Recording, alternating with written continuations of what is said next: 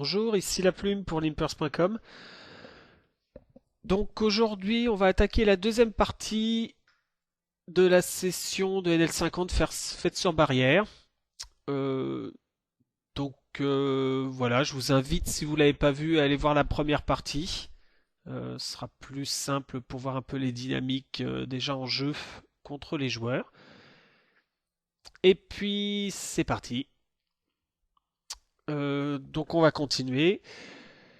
Je ne sais pas encore si je vais faire une troisième partie derrière. Je vais voir un peu le temps que je vais mettre à faire celle-ci. On commence en haut, au milieu, avec 6 et 5 de pique. Je pense qu'ici, en multi-way, avec a priori deux joueurs récréatifs dans le coup, c'est largement un call, même hors position.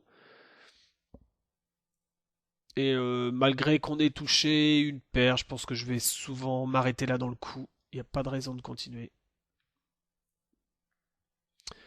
On est souvent déjà assez loin derrière la range de ceux qui vont miser. Et au cas où on soit peut-être devant un joueur, on peut souvent jusqu'à la river repasser derrière. C'est très fragile comme main. Ça va être injouable, on va pouvoir se faire bluffer. Donc on continue, on en a vu pas mal déjà dans la première partie où on se retrouve avec des pockets, donc on fait un continuation bet malgré la dame. C'est ce qui me semble le mieux à faire. Euh, Pocket King, on va relancer en value contre le limp du joueur récréatif.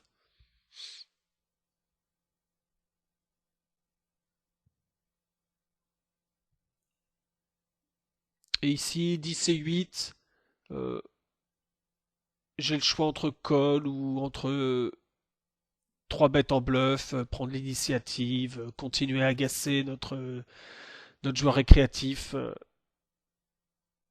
comme on l'a fait dans la première partie. Donc ici, continuation bet, normal sur l'as. Bon, on est collé et cette carte-là est vraiment pas belle. Faire entrer des cœurs. Bon, il va quasiment rien lâcher. Je peux rien bluffer. Je préfère abandonner, c'est pas grave. Ce qui est important ici, vous voyez que même avec 18, j'étais en value ici. Je pensais être en bluff. Ce qui est important ici, c'est de bien comprendre que contre ce joueur-là, vous allez l'agacer, vous allez le 3 bet en value, je l'ai déjà dit, en value étendue, en bluff. Ce qui est important, c'est que vous allez être, comme vous avez la position, vous allez être capable de perdre des petits pots. Par contre, quand le pot va devenir gros, à moins qu'il ait un gros coup de chance, euh, vous allez gagner les gros pots. Donc les gros pots seront pour vous et les petits pots seront pour lui. Ici, il continue à voir que vous étiez en buff. Il est content, il a gagné son petit pot et il se dit je vais pas lâcher, je vais et puis il va s'énerver et le but étant de gagner, voilà les gros pots. Donc vraiment pas grave de temps en temps de faire un 3 bet bluff, d'abandonner, on a perdu le pot, on a fait un petit continuation bet, c'est pas grave. En tout cas, nous on a perdu les petits pots et c'est ça qui est important. Quand le pot va devenir gros et qu'il va commencer à se level par rapport à tout ce qu'il aura vu, euh, on aura une vraie main. Ici, avec Dame Valet, euh, quand vous avez un joueur récréatif contre vous, que vous faites un continuation bet, que la turn arrive une scared card, euh, je je vais pas 100% la barrel contre les joueurs récréatifs. Euh, Parce qu'en général, on a quand même pas mal de fold d'équité. On va avoir du mal à obtenir deux barrels de value, turn et river. Et donc je préfère le faire se level, le faire faire des choses un peu bizarres. Maintenant, quand c'est assez connecté comme ça, je pense qu'on a quand même énormément de value. Parce qu'en imaginant qu'il est 8 et 9, 9 9, 10 et 9, on a beaucoup de value. Et donc clairement, je préfère bet tout de suite.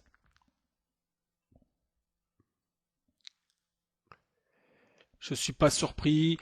Et River, je pense. Oh là la vache, je m'y attendais pas. J'allais dire, je pense pas qu'il ait une main énorme. Donc le bet River, j'aurais fait un bet quelque chose comme 10 euros. Là, je suis très surpris de son shove. Maintenant, c'est quand même un overbet quasi deux fois le pot. Je pense que je vais fold, hein. Sans info particulière sur ce genre de move, même si je comprends rien ce qu'il fait, je vais fold. Et je vais attendre d'avoir des informations supplémentaires, je pense, sur ce joueur. Si je le vois faire plusieurs fois ça, a priori, c'est pas la peine de se level, de se dire bah, je comprends rien à ce qu'il me fait, a priori pourquoi il aurait collé et pourquoi il aurait overbet. Peu importe, déjà l'overbet est tellement gros que vous avez intérêt à avoir raison assez souvent. Et en plus de ça, si le joueur joue, là il a joué 69 mains, si le joueur joue 69 mains, pas génial, on sent bien que c'est un joueur récréatif, mais qui fait rien de complètement débile et que d'un seul coup il fait un play comme ça, c'est pas la peine de vous level. C'est la première fois, aucune raison de penser qu'il est autre chose qu'une bonne main. Après, si le joueur est du style à faire plein de moves comme ça, évidemment qu'on finira par coller. Là ici, a priori, je l'avais encore jamais vu faire ça. Bah, on va fold. Même si c'est jamais évident de fold un pot contre un joueur récréatif, un pot dans lequel on a mis de l'argent en value. Euh, Donc on a les dames en haut, on continue à isoler en value notre joueur récréatif et en bas on a trips de king, donc on va faire un continuation bet. Et on va évidemment continuer à miser en value en bas à gauche.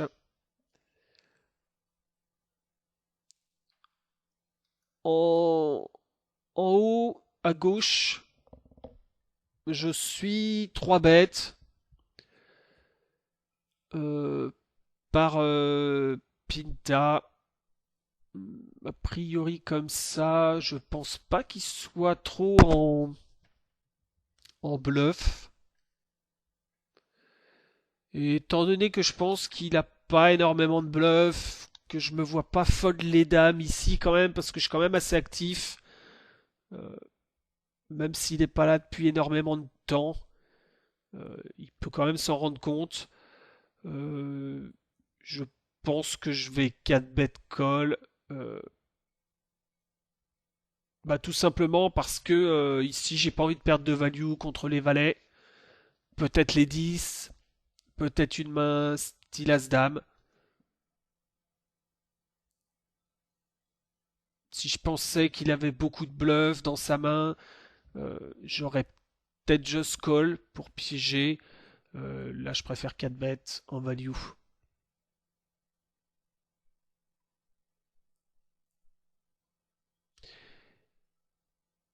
Et river, je 3 barrels le trips. Je 3 barrels mi-pot, alors qu'il reste un bet pot en fait. Je sais pas si j'étais super attentif.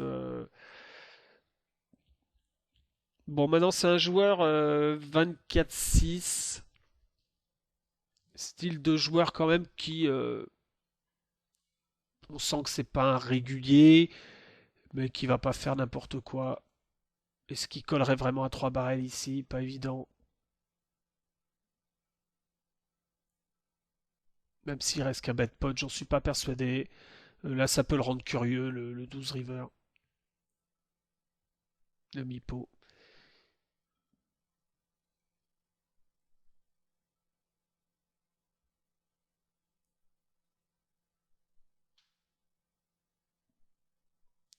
Il tank pas mal.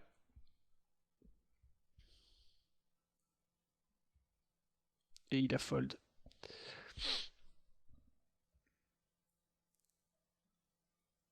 On peut revenir rapidement sur le roi-dame. Voilà, donc le roi-dame sur la table en haut au milieu. Il y a un limp.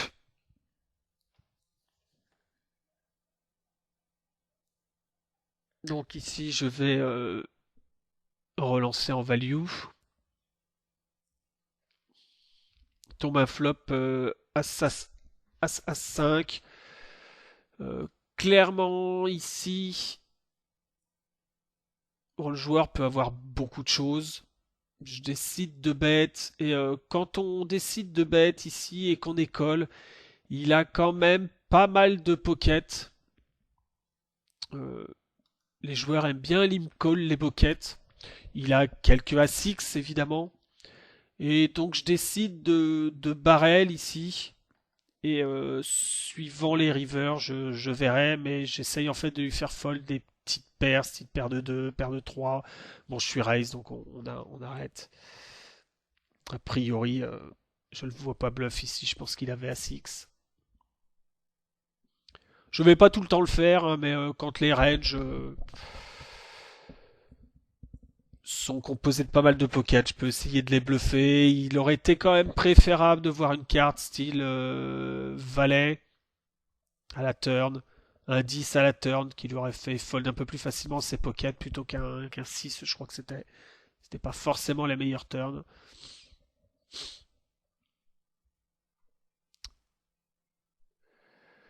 Donc 5-6, j'ai open au bouton, je CB, c'est un peu drawy, mais j'ai quand même une gut shot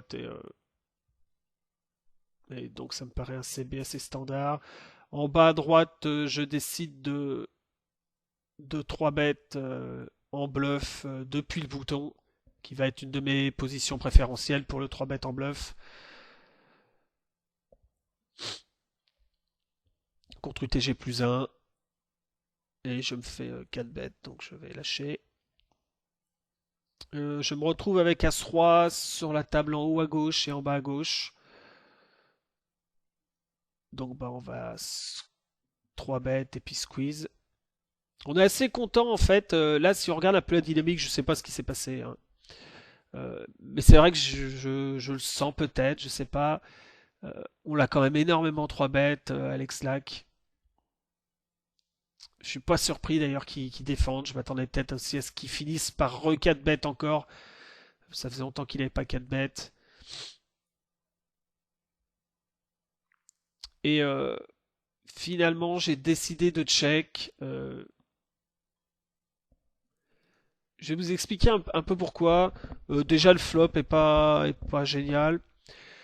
Mais surtout, pareil, j'essaye toujours un peu de voir ce que pense un peu l'adversaire de moi. Euh, Justement, j'étais content d'avoir As-Roi parce que l'adversaire va, avec tout ce qui s'est passé, va pas trop me mettre du crédit. Malheureusement, je suis hors position et même si j'étais en value pré-flop, post-flop, j'ai que As-High et je pense que je vais pas être cru souvent. Je pense qu'il peut avoir pas mal de pockets dans sa main. C'est-à-dire que s'il a les pockets, il va tout coller sur 10-6-4. Ce qui va folder, c'est des mains type As-Dame, As-Valet que je bats déjà. Donc je décide de check. Il bet et je vais abandonner.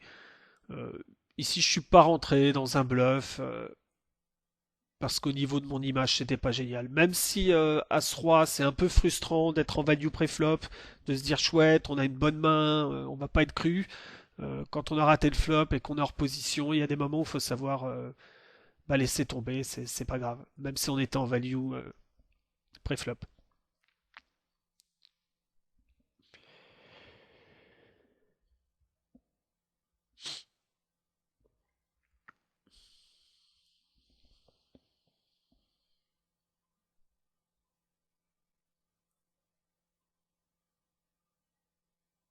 Bon, bah, pas trop de mains.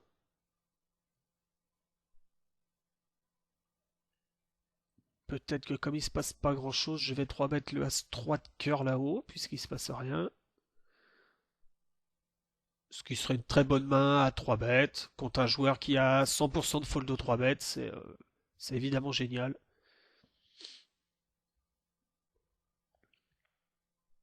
Ce genre de joueur qui va folder 80% et plus aux 3 bêtes, hein. Faut pas hésiter à les 3 bêtes. Et ce que je l'ai fait. Et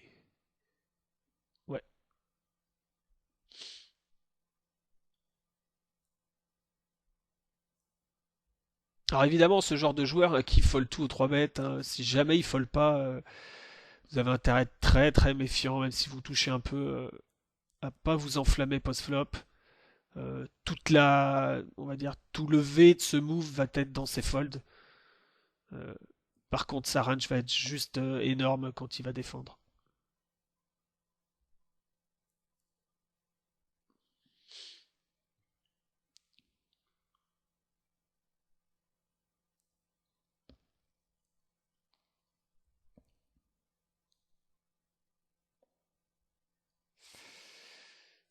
Bon, il se passe pas grand-chose.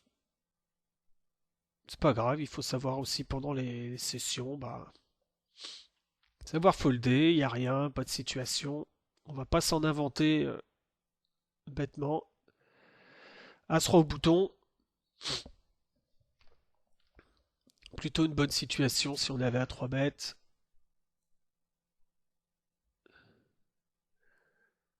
Ou à open contre Alexac. Bon, on va open. Bah, va me permettre de parler de l'open au bouton. Euh, Quoi choisir entre open à 2 bébés, 2 bébés et demi, 3 bébés? En général, je vais avoir tendance à faire 2 blindes et demi. Pourquoi? Par facilité, on va dire. Euh, 2 blindes serait l'idéal à open quand vous avez des joueurs nits ou des règles qui 3 bêtent beaucoup dans les blindes. Euh, 3 blindes, voire 4 blindes serait idéal si vous avez des joueurs récréatifs dans les blindes. Et des joueurs standards, on va dire que 2,5 c'est très bien. Donc en général, quand on va jouer quand même 6 tables, on peut monter des fois 8 tables ou 10. On va pas tout le temps regarder qui y a dans les blindes, c'est pas tout le temps évident. On joue aussi d'autres coups à côté. Et donc mon standard va être de faire 2 blindes et demi. Euh, Après, je sais qu'il y a des sites où c'est difficile de faire 2,5. Alors entre faire 2 blindes ou 3 blindes, moi je vous conseille de faire 3 blindes. Globalement, les joueurs ont tendance à beaucoup trop défendre hors position, donc il est préférable de faire 3 blindes. Ils vont jouer des cours position, des coups qu'on va gagner assez souvent et qu'on va pouvoir mieux gérer avec la position. Donc préférable de faire 3 blindes. Même au niveau des joueurs réguliers, beaucoup vont défendre de trop. Donc si vous ne pouvez pas faire 2,5, faites clairement plus 3 que 2. 2, vous leur permettez de faire moins d'erreurs. De toute façon, ils allaient défendre. Donc c'est préférable. Après, vraiment, si vous avez des joueurs très chiants à votre gauche, qui 3 bêtent vraiment beaucoup, à ce moment-là, faites un open à 2 blindes. Ça sera plus facile à défendre. Donc on va continuer. Voilà pourquoi je fais 2,5, c'est la simplicité, et puis on est entre le value et le fait de pas open trop, de pouvoir défendre aussi si on est 3 bêtes.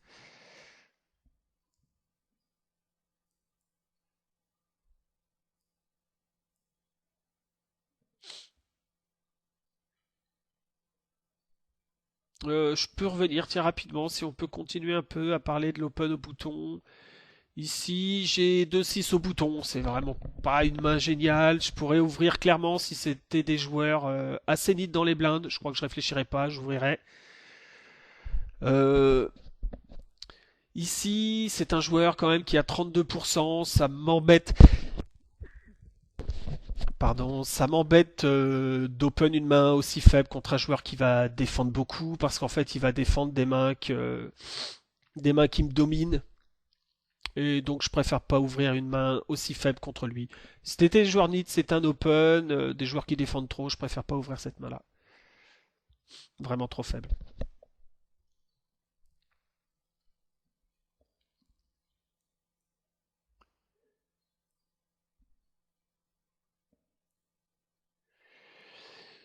Ici on a une gutshot mais c'est 3 ouais. Et puis c'est pas très discret. Ici j'ai fold as 4 en haut à gauche, à droite je pense que c'est un open au cut-off. C'est un peu neat comme fold.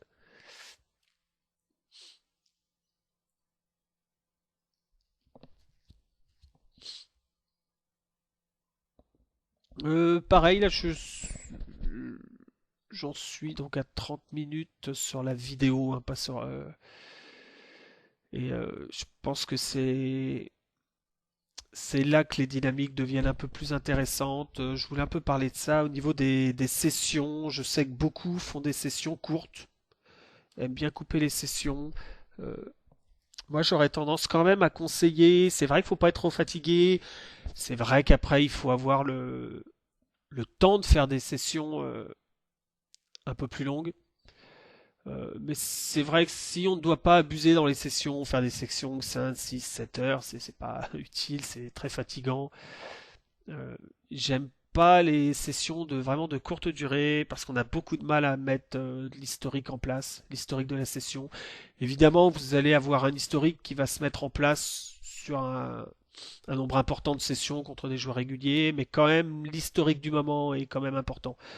Euh, Vous pouvez vraiment en jouer et je pense que c'est là qu'on finit par avoir l'edge le plus important, c'est quand on joue contre un joueur et que ça fait 45 minutes, 1 heure, voire 2 heures qu'on joue contre lui.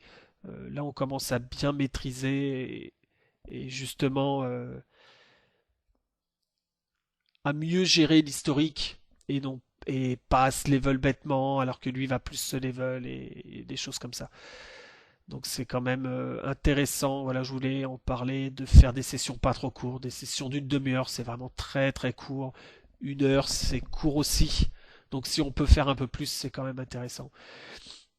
Ici j'ai roi-roi, donc je vais relancer sur l'isolation. J'ai été snap call. Globalement, on pourrait parler un peu des timing tells. C'est intéressant de se rendre compte quand même que quand une personne nous snap call, il a très rarement une main pourrie. Euh, alors évidemment, il n'a pas une main gigantesque, sinon il aurait hésité à 4 mètres, mais il a aussi énormément de pocket. Donc ici, quand il snap comme ça, soit il va avoir une main type As-Dame, As-Valet suité, soit beaucoup de pocket. C'est-à-dire qu'il réfléchit pas, j'ai relancé, il va set mine sa pocket, c'est un insta call. Donc je serais pas surpris d'être collé ici sur 4-2-2. Bon bah il shove. C'est un... Waouh. Bon bah... je crois qu'il s'est un peu complètement level. Il snap call une main vraiment pas terrible. En fait, il a vu les piques, il a vu l'as. Ça fait quand même pas mal de mains que je joue contre lui. Il a dû voir que j'avais pas mal de 3 bêtes. Et il a fait n'importe quoi. Ça tombe bien, je viens de parler d'historique et tout. Et c'est typiquement, je pense que les joueurs vont beaucoup plus mal s'adapter à l'historique que nous quand on le travaille. Et donc c'est pour ça que c'est intéressant d'avoir des sessions qui durent un peu. On va revenir sur le As-Valet qui est en train de se dérouler. En bas, au milieu.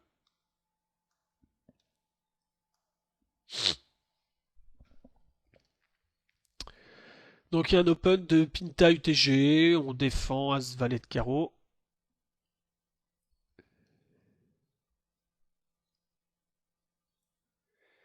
On va se retrouver dans un 3-way, si je ne me trompe pas.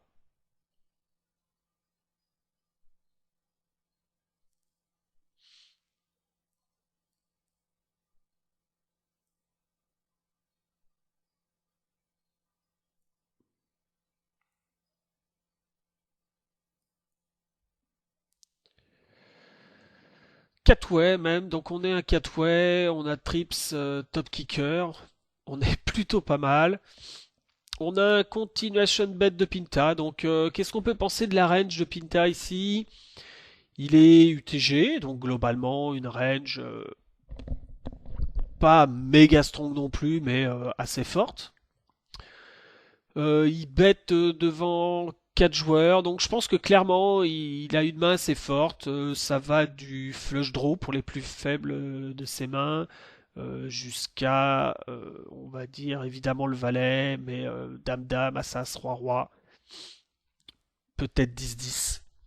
Je pense quand même, il a tout le temps quelque chose ici.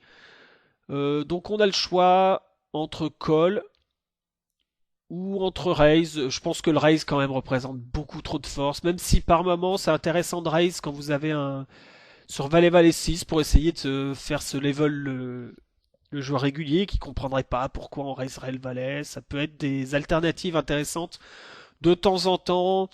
Ici, avec la présence de joueurs récréatifs juste derrière, en plus de ça, je préférais qu'ils viennent avec des mains pas terribles. Donc je préfère just call.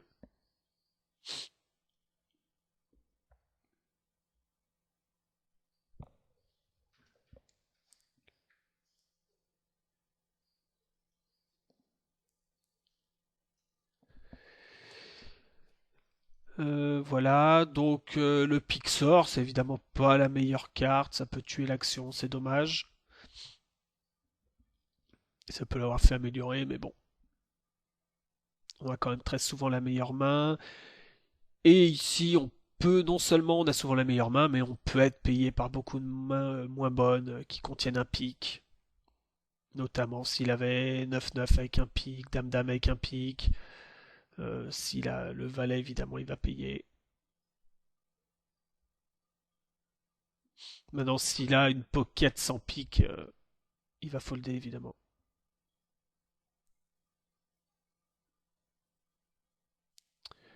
Mais clairement, quand vous avez des mains énormes, hein, il faut quand même peser le pour et le contre du raise ou alors du call. Voilà.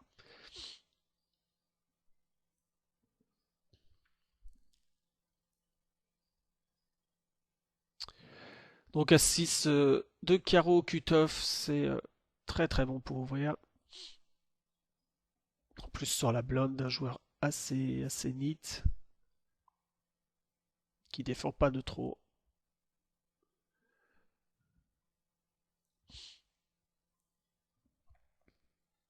Il 3 bêtes 3%, pas de raison de 4 bêtes. 3% c'est vraiment énormément de value. D'ailleurs ça peut être intéressant. Est-ce que je vais l'avoir ici?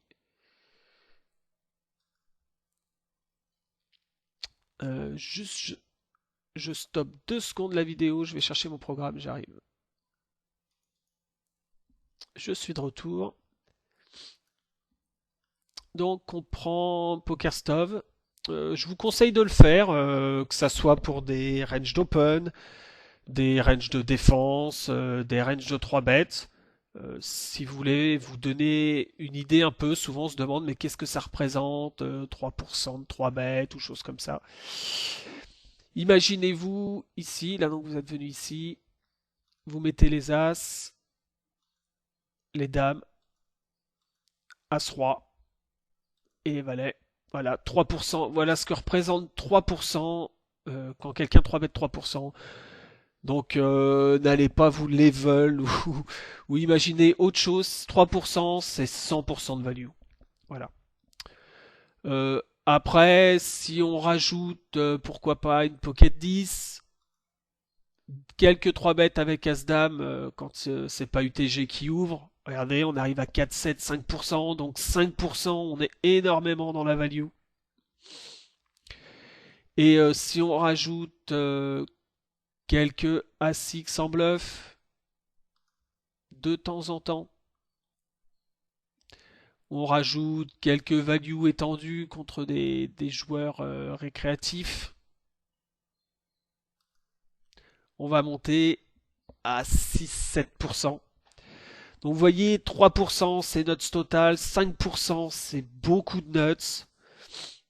Vous pouvez mettre quelques petits bluffs de temps en temps.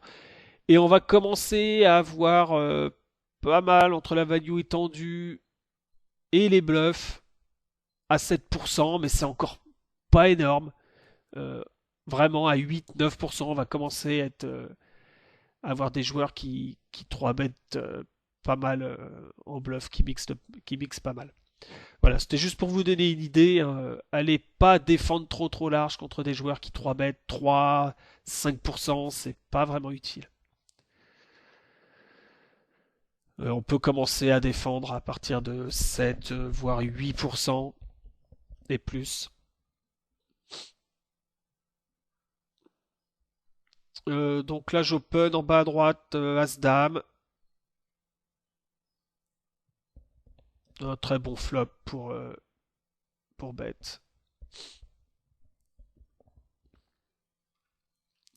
Paire de Dame UTG sur la table en haut au milieu. Et on va regarder aussi As-Roi en bas à droite. J'ai pas mal de premium.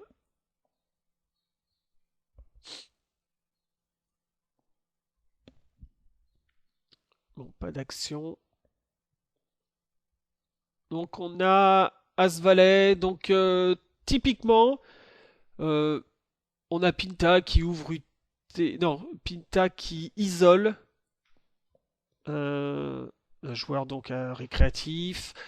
On a Lulu qui a collé derrière. Je pense.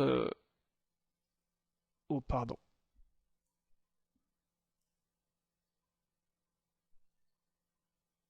Hop, je vais y arriver. Voilà. Euh, donc, clairement, ici, je vais, à mon avis, squeeze pour virer Pinta. Je pense pas. Évidemment que j'ai pas de value contre sa range ici quand je vais squeeze. Euh, mais j'en ai contre celle de Lulu. Et donc, je vais jouer en position contre une range assez faible de défense. Euh, alors là, j'ai Just Call, je suis pas dans la session, je regarde la session a posteriori, mais je pense que clairement le squeeze se tenait mieux là.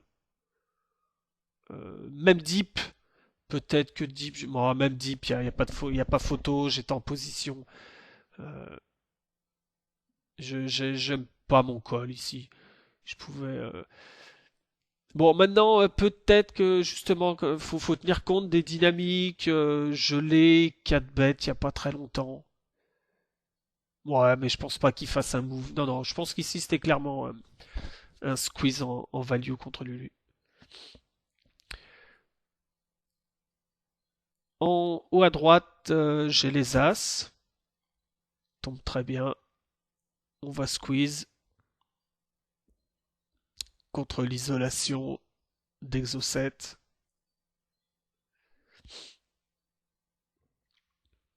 Ouais, mais alors il snap fold, ça, pas surprenant. Il fold beaucoup. Vous voyez, hein, c'est quand il y a des joueurs comme ça qui fold beaucoup 3 bêtes, faut pas hésiter à les squeeze, à les 3 bêtes. Vous allez dégager pas mal d'argent juste avec ce move. Donc ici c'est différent, on a As-Valet, un open d'Exocet. Je vais remettre la vidéo. Voilà, on a donc As-Valet, Exocet open, suivi par Alex Lag qui est globalement quand même 17-15, donc qui défend pas beaucoup, qui a une range assez strong. Euh, je pense pas avoir. J'ai même pas de value contre un joueur qui fold 100%. Si je squeeze ici, j'ai pas de values. En plus de ça, je pourrais finalement même provoquer. Il y a un moment donné où je pourrais provoquer un 4 bet bluff ici de sa part parce que voilà, il va un peu se défendre.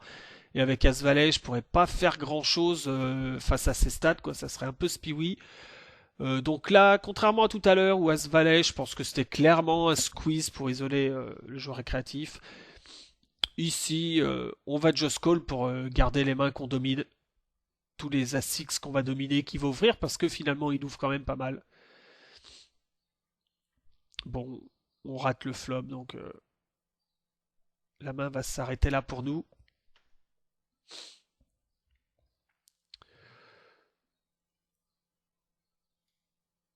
En haut à droite,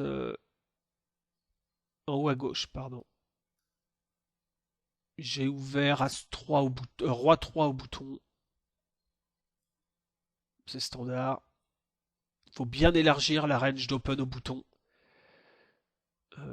puisque vous allez avoir la position contre des joueurs qui défendent quand même des mains assez faiblardes, et vous allez pouvoir aller assez souvent les outplay post-flop, déjà ne serait-ce que par le continuation bet, voilà, qui va passer assez souvent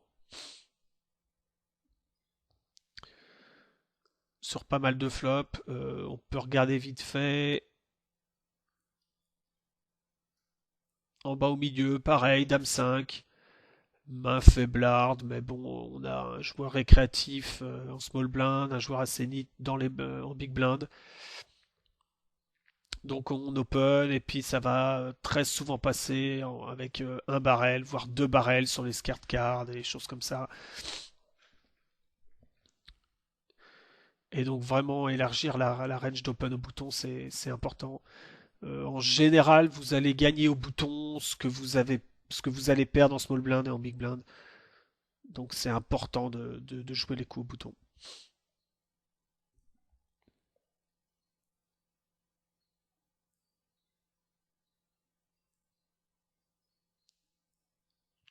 Ici, on peut parler du 3 bet light.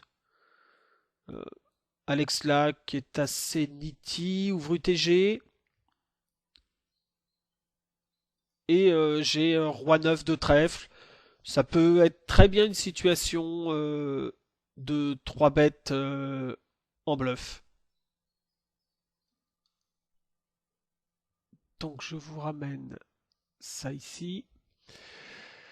Donc on a roi 9. On a Alex Lack qui open 15%.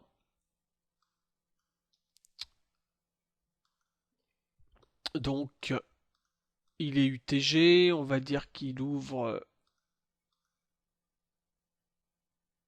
tout ça UTG. As-Valet, sûrement les suités aussi. Parce qu'il a 15% et il doit open certainement. Là, j'ai pas la stat, mais petite dizaine de pourcents UTG.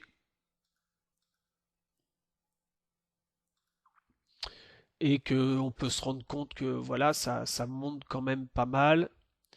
9%, j'en suis. Allez, on rajoute, on peut monter. Même si on met 9%, on sait globalement que quand on va le 3 bet ici, pour éviter nous d'avoir tout le temps les nuts, c'est important de temps en temps de mettre un petit 3 bet parce qu'on sait que il va open à peu près 10% et que globalement il va défendre ou 4 bêtes ça et déjà il sera pas super heureux euh, quand il a par exemple As-Dame, va peut-être le coller mais il sera pas heureux. Quasiment tout le reste il va le folder. Donc vous voyez, on a quasiment. Allez, il défend 10-10 et encore on a quelques mains qui seront pas à l'aise post-flop derrière. Il faudra quand même se méfier, la range sera très strong, hein, mais rien que dans le move, si on n'en abuse pas, de temps en temps un petit 3 bet, on va avoir quasiment 40% de fold, 50% de fold. Et ça permet voilà, de faire monter notre taux de 3 bêtes, ça permet de 3 bêtes contre UTG, de pas avoir tout le temps les notes, c'est-à-dire qu'on 3 bêtes, il nous 4 bêtes et on fold. Et c'est plutôt une bonne chose de montrer qu'on est capable de 3 bêtes contre UTG, de pas tout le temps 3 bêtes UTG avec des gros jeux. Même des joueurs qui sont assez nitty, c'est pour ça que je vous ai montré ici contre ce profil-là. Alors évidemment contre des joueurs qui sont... Ah, excusez-moi. De retour, désolé. Donc voilà, donc clairement, si vous avez des joueurs, des réguliers qui sont 24-22, même s'ils sont UTG, c'est absolument pas dérangeant d'aller les 3 bêtes de temps en temps, de représenter pas mal de force.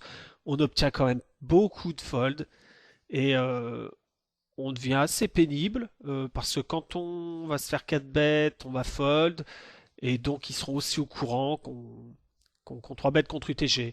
Ne 3 bêtez pas UTG qu'avec des nuts.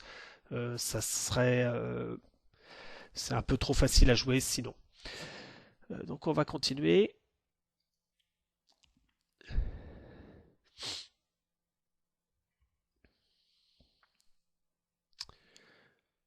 As 4. Hop, bah très bien, on va arriver dans une situation intéressante. Euh, je vais de nouveau chercher mon programme. Le voilà. Donc on va rentrer notre main. As 4 de pique. Et on va rentrer la main de l'adversaire. Alors, clairement, les short stakes professionnels ont des ranges très très larges. On va dire que les short stakes récréatifs ont des ranges un peu plus serrés. Donc on peut prendre any pair, on peut retirer peut-être les petites paires, allez, c'est pas sûr. On va prendre As-Roi, As-Dame, As-Valet, et peut-être Roi-Dame, voilà, et peut-être quelques As suités. Et on évalue, et là on a 35%. En gros, il faudrait 1 pour 2, c'est-à-dire on doit coller une mise pour en gagner 2. Donc on va dire qu'As 4 est peut-être un peu limite pour coller. Euh, on pourrait très bien d'ailleurs regarder si on avait une main du style pas As 4, mais du style Roi-Dame. Je pense que contre sa range, voilà, elle se comporterait beaucoup mieux, puisqu'en fait il y a beaucoup d'As, et que As 4 est peut-être un peu bas, et on est dominé par tout ce qui est As 5, As 6, As 7, As 8, As 9, et c'est embêtant. On va dire que quand on open Roi-Dame, euh, si je prends Dame-Valet suité par exemple, c'est limite. Roi-Dame, c'est quasiment donc tout le temps un call, même avec cette cote-là. Euh, on réfléchit pas trop. Si vous avez 1 pour 2, quand vous avez un As, une paire, un Broadway, c'est tout le temps un call. Faut vraiment, même quasiment tout, c'est quasiment tout un call. Euh, Quand vous avez par contre une cote un peu moins intéressante, attention à pas systématiquement coller. Euh, Maintenant, As 4 est un peu bas. Si je prends par exemple As 8, As 8 devient presque intéressant et As 9 ça sera sans problème un call. Vous voyez, donc les As un tout petit peu trop bas, attention. Mais dès que les As montent sont bons et les Broadway, surtout Roi-Dame, vont être souvent bons. Tout simplement, pardon, parce que les short stakes amateurs, on va dire, ont des ranges un tout petit peu plus strong. Alors, s'il vient de se faire déstaker, qu'il lui reste 10 euros et qu'il push, sa range est beaucoup plus large, il peut pusher n'importe quoi. Là, je sais pas si c'est le cas ou pas. A priori, il a perdu 9 euros, donc non, c'était pas le cas. Il est arrivé avec pas beaucoup d'argent à la table. Il attend les situations et il push. Donc As 4 est un peu limite par rapport. J'ai 9. J'aurais 18 dans le pot, ça serait un call. 9 pour 18. Là, 9 pour 12, c'est pas génial quand même. C'est un peu trop juste, on va dire.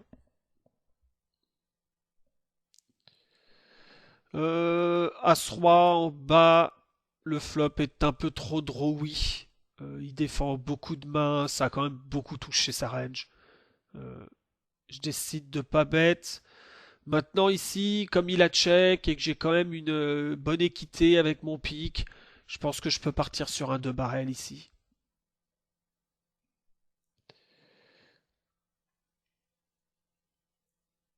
Et ça passe.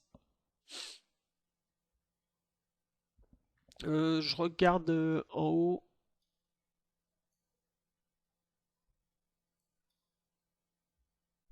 Voilà, pardon.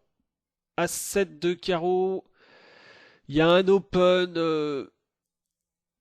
UTG. Je pense que j'aurais pu call ici. D'ailleurs, là, oui, je tourne un peu. J'ai peut-être fold un peu rapidement parce qu'on était bien deep et que c'est quand même le spot de la table et que je peux faire des nuts. Donc c'était clairement un call ici en position.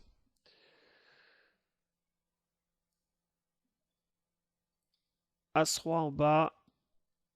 Bon, on se retrouve avec As-Roi. On va 3 bêtes de nouveau. Fishing tout à l'heure. Qui avait call un peu avec n'importe quoi. Ici, il push. On a As-Roi. Clairement, c'est un call. Bon, on se retrouve en flip. Je suis pas surpris de voir sa main. Il est en train un peu de s'énerver. Et on gagne le flip.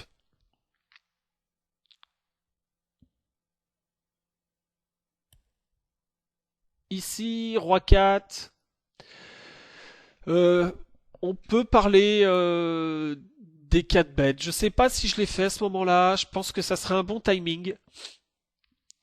Pourquoi? Parce que j'aime bien 4 bêtes avec des bloqueurs, c'est-à-dire un roi ou un as, contre des joueurs qui vont 3 bêtes beaucoup. Alors, il est au bouton, a priori, c'est une situation préférentielle aux 3 bêtes, en bluff. Euh, c'est quelqu'un qui a 60 mains, déjà 16% de 3 bêtes, même si 60 mains, on va pas en tirer des conclusions hâtives. On comprend quand même qu'il 3 bêtes, light. Et donc, il y a un moment donné, il faut se défendre contre ces joueurs-là. Et quand vous vous retrouvez avec des mains, avec des rois ou avec un as, c'est des très bonnes situations de 4 bet light. Notamment parce que très très souvent, vous allez obtenir un fold en face de vous ou un push. Donc il n'y aura pas besoin de jouer post-flop, il n'y aura pas de main dominée, on n'ira pas voir de toute façon euh, de jeu post-flop. Donc autant le faire avec des bloqueurs, c'est-à-dire qu'il y a un peu moins de combos en face de As-Roi et de Roi-Roi. Et quand vous avez un As, il y a moins de combos de As-Roi et de As-As par exemple. Donc je sais pas si je l'ai fait. Ça pourrait être une. Ouais, voilà, ça pourrait être une bonne situation de le faire ici.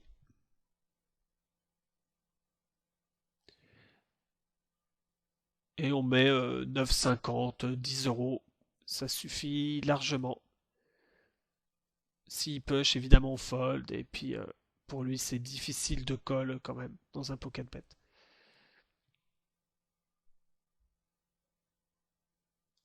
Et il fold. Donc, c'est très bien. Donc, on va s'arrêter ici pour cette deuxième partie. Il restera 20 minutes de vidéo à analyser pour la dernière partie. Donc, bah, je vous souhaite bonne chance aux tables et puis à très bientôt.